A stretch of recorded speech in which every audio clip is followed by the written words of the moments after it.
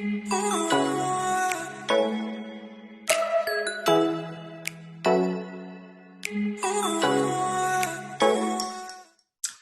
everyone, it's Apostolos from EurovisionFan.com. And it's Apostolis. And here with us today we have Cornelia Jakobs. Hey. Hello Cornelia, Hello. How are you? I'm great. How are you? We are great. We are Great. happy to have you here with us today. I'm so happy to be here. Are you guys in Athens or where are you? We are in the Thessaloniki, the In co-capital of Greece. Okay, cool. So The next city, my friend is saying over here, Isa, who I wrote the song with, she's half Greek. nice. Oh. So we've been to Athens and Crete together. Me and Isa, the girl who wrote the song, and also, together with David, of course. So you like Greece? I love Greece. I totally love it. Both Athens, I love for like it's such a beautiful city, and we have a favorite restaurant there. Isa, what was it called? Oikon. What? I don't know how to say it. Okay, Sorry. you can Google it and you can tell me when you know the restaurant. We have a favorite restaurant in Athens. Okion. Okion. Do you know that place? No, Yes. you do. Yeah. Oh, you do? Yes. Yes. Cool. Isa, I can show you guys. We have Isa over here. It's the same crew who wrote "Hold Me Closer." We're up in the northest part of, not the northest, but up north in Sweden, writing more songs. So there's David. So you're in David. our session right now. Perfect. Yeah. So Cornelia, this is not your first time in Melodifestivalen, right? No, that's right. I've been twice before, but it feels like a lifetime ago. It was 2011 and 2012 when I was in a girl group.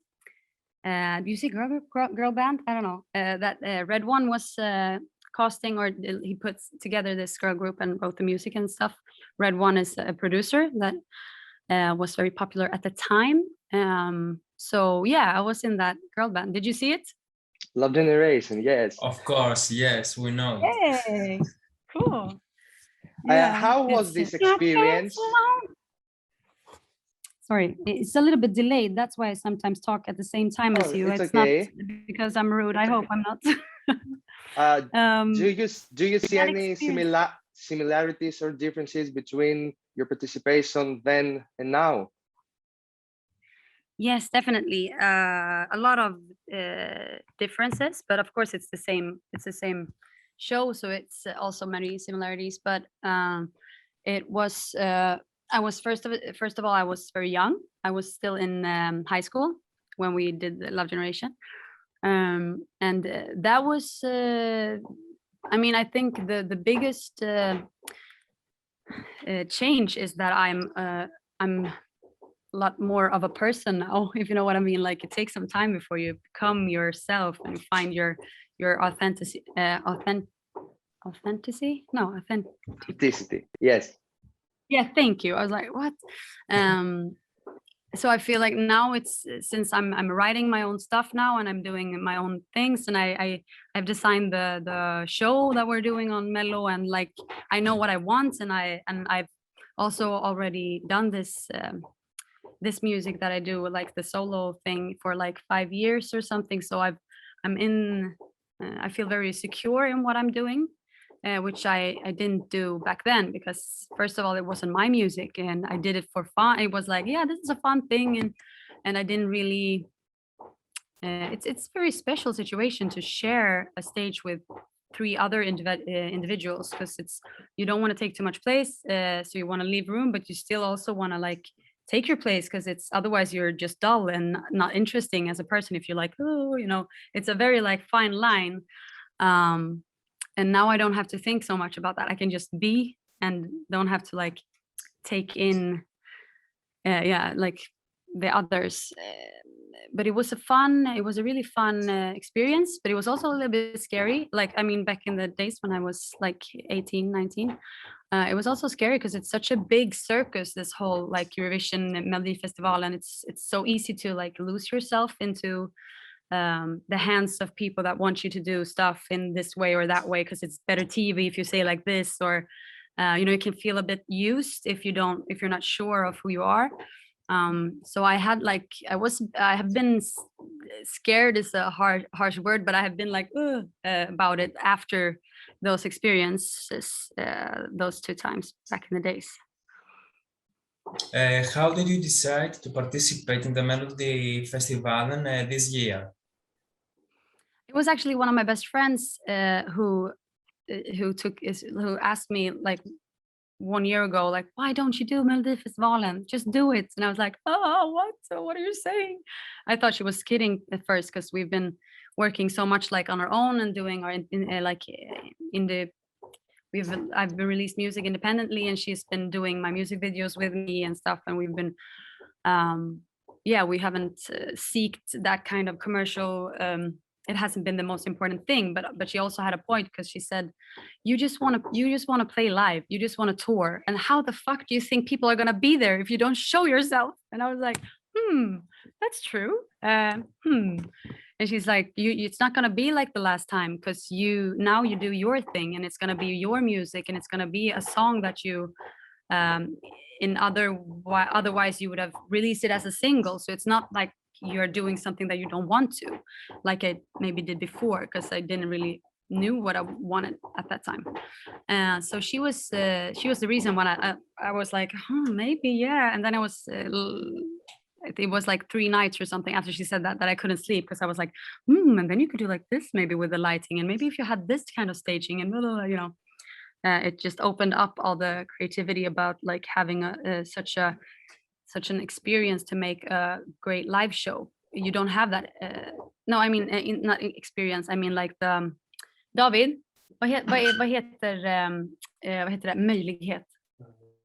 The opportunity to make like that kind of big like expensive show, because you don't have those money yourself. But if you do a television program like this, you have so much opportunities to like really create stuff, and that's what I live for. I want to create, and I want to sing live. That's the best thing I know. So there you go. Long answers, I'm sorry. And let's talk about your song Hold Me Closer, which is my absolute favorite. The lyrics, is it? Yes, the lyrics are so touching. The melody is perfect. Yes. And tell us, what is the message you want to convey with your song? What is the message behind the story of the song? It was when we were when us 3 was writing it this summer. We just checked it up. It was the 10th of August. I was just in the middle of a ongoing breakup, and on and off period with a guy that totally like made me into a like emotional wreck. So all those like feelings and thoughts and situations that I was in with that, and sometimes really specific and sometimes more like overall, turned into this song. Both like, I think both the vibe and like the melodies and stuff, it's really sad, but it's also kind of well, okay, it's kind of up, you have given up kind of, but you also just want the other people to know that I'm not gonna hide how I feel, but you do you kind of, and everything turned into this song in a very natural way. And since Isa is one of my best friends since 16 years back, I think now, and David is became very we all 3 became a very close trio very quickly, because David is such an amazing person, and he really gets me and Isa in a really good way. So it felt like he just jumped into mine and Isa's 16-year-old friendship just like that. So suddenly we all were like connected, and we just went into those feelings that I had at that time when we wrote it. So it's kind of sad. I know. So this song written especially for the Melodifestivalen. Kind of. I during the summer I decided to like just write a lot of music and see if any of the songs felt like the one I would like to send into to the competition, because it's very important to me that I feel like it's the right song, not just like a song. It has to be the right one. So I was writing a lot with that like little bit in mind, but not like totally no, let's write a Melodifestivalen song, because I think that could fuck you up sometimes when you're in a creative progress. You need to be open and don't narrow the road. So yeah, we had it like in the back of our heads, but not like during the making of it, not too much at all, at least. And are you satisfied with your performance on the first semifinal? Did everything went good? I'm super happy with how it went, and I'm very glad that I was in a place that week where I actually could really enjoy the experience, which is not something that I take for granted, because I easily get into like anxiety and stress and like get caught up in your brain or whatever. But I'm very happy, and I was kind of scared that like what happened like before that week came. I was like, oh, I hope I will be able to enjoy it, because I was so stressed and like before, and um, felt a lot of anxiety, and I was just dark, and I didn't want to be dark when I was there. I just wanted to be able to enjoy what was happening and enjoy the fact that I now get to be on this huge stage, play for like sing live for audience, not that big audience like it used to be, but still there was people there. And I think this pandemic did a lot to me. Like you suddenly take away the passion of in your life, because to me, like when I play live, that's where I get out all my feelings out, and suddenly it just cuts off, and it made me feel really like depressed, which I believe many people felt. But it also made me feel very appreciative to this Melodifestivalen situation, and I just enjoyed the fact that now I'm doing this, and now people can see it, and I can get to talk to people like you, and I can connect with people on other places in the world, and maybe we can go play in Greece next time. And I was so happy, and the second I went off stage I started crying, and I just ran back to Isa and David like, oh my god, we did it, we're here. And I felt like it doesn't matter what happens now, because now I'm happy with the situation, and it's gonna be different from now on, because now people have seen it. And of course you when you're like a detail person like I am, and very like perfectionist, you can always like listen and like, oh, that note over there, well, how did you think that, but still it's live, and that's also the amazing thing with live, that it's not perfect. It's going to be a little bit pitchy over there, and it's going to be maybe you take a weird step over there, and but that's what I love with when it's live. You can't overthink it, you just have to be in the moment, and that's beautiful. Will you make any changes of your performance for the final? Not much. My mom is sewing small, like the glitter things on my vest. Some of them have fallen off, and she's putting on some, because she's a what do you say? Yeah, she's working with clothes. Anyhow, yes. So she's putting on some more of the glitter.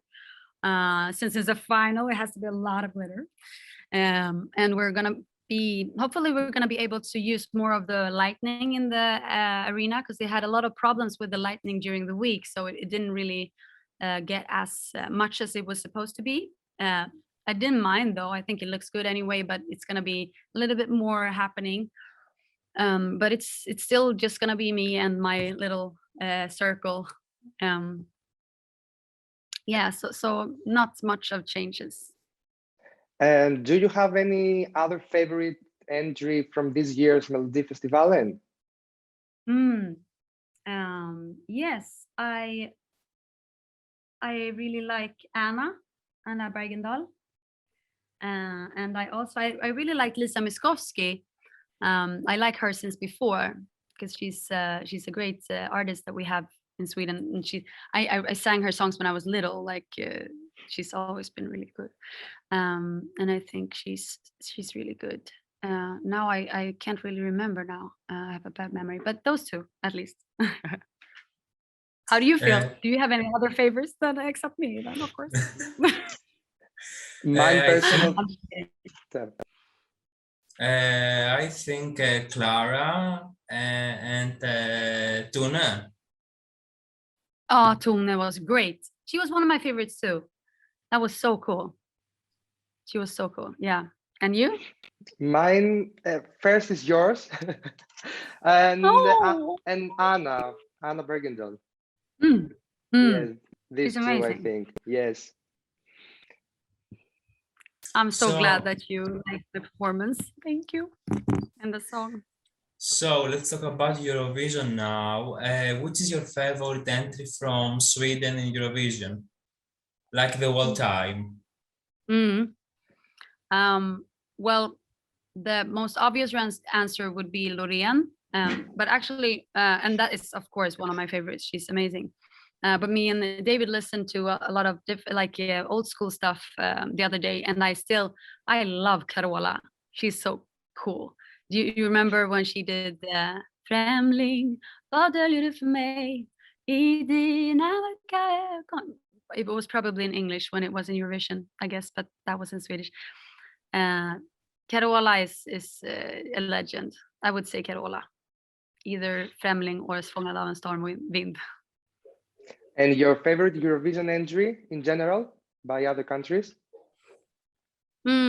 Also quite obvious, but I thought Måneskin is great. So cool. And I also like Hard Rock Hallelujah with Lordi back in Lordi. 2006 or whatever. I thought they were super cool. Yeah. If you had to choose any Eurovision artist to make a duet, who would be? Måneskin. That would be great. Definitely. That would be so cool. I really love that band. So if you win Melodifestivalen, and what does it mean to you to carrying over the Swedish flag in Italy and representing your home country? Wait, what's the question? If I get to Eurovision? Yes. Yes. How do you Or no? feel? Yeah, Yes, if I yes. would. Well, that would be the craziest thing that ever happened to me. So that's so hard to know how I would like react because it's so crazy. But I would be so proud and honored to like represent your country like that. I can't imagine really, but it would be the coolest thing ever. We hope when it I would s- happen. Oh, Of course. I hope so too. That would be so much To fun. see you in Italy, of course. So I Oh, would sorry? like to add. I didn't hear you there, sorry. I'm saying that I hope to see you in Italy. Oh, I hope to see you too. Would you guys be there if I would go to Italy? Would you be in the place or? We hope so. We hope so. That would be fun. Party, party. So I would like to ask you if there was someone from the music industry that was your idol when you were young. Oh, there's a lot, but I always been listening a lot to Cardigans. Nina Persson, have you heard of that band? Yes. Cardigans. I think she is amazing with like telling a story. When she's like singing, she's not just like singing, she's telling a story. It's always the lyrics that has to be like delivered, and I think she's doing that with such grace and feeling and like emotions. So I would say that she has inspired me a lot. Nina Persson, in the cardigans. And now, before we come to an end, I would love to hear you sing your entry for us. The start of the song. Whatever part do you you mean? want. Whatever part you want. No need to apologize, 'cause there's nothing to regret. Well, this is not what I wanted. Guess all the good things come to an end. So baby, bye-bye. Wish you the best. Most of all, I wish that I could love you less. Or maybe you're right. That someone else. It's fine. They say it isn't me, but when did that ever help?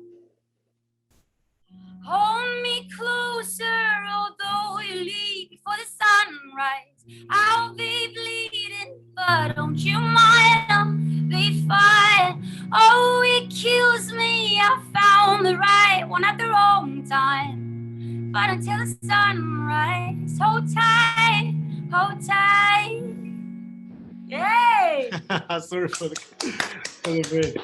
Totally David was totally taken from his work and like, okay, you did it great. Okay. That was amazing. Thank you very much. It was great. Thank you very much, Cornelia. Thank you Oh, very thank much you, for guys. that. It was amazing meeting you guys. We want to wish you best of luck in the final. Best of luck in the Melodifestivalen. final. Hope to see you in Italy in May. Let's hold our thumbs or cross our fingers. In Sweden, we say we're holding our thumbs. It's weird. Yes. Yes, I hope so too. It would be amazing. Take care, guys. Thank you very much. Thank you very much. Have a great day. Bye.